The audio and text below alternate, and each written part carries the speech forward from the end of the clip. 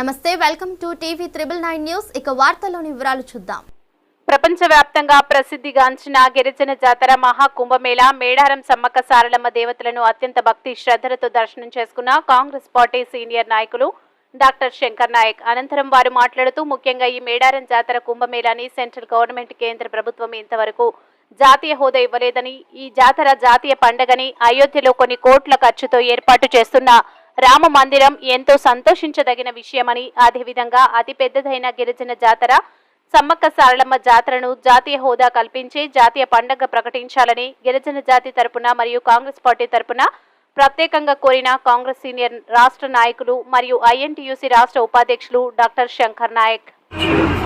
తెలంగాణ కుంభమేళ, తెలంగాణ గిరిజన జాతర, మన తల్లి సమ్మక్క సారక్క దేవాలయాన్ని దర్శించుకున్నాం.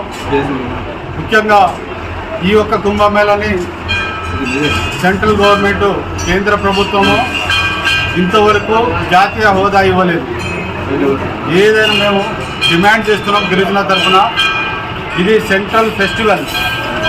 ఏదైతే మీరు అయోధ్యలో రామ మందిరికి కొన్ని కోట్లు ఖర్చు పెట్టి పెట్టారో, అదేవిధంగా ఇంత పెద్ద కుంభమేళ యొక్క గిరిజన జాతరని జాతీయ పండుగ, జాతీయ హోదా కల్పించాలని కాంగ్రెస్ పార్టీ తరఫున డిమాండ్ చేస్తున్నాం.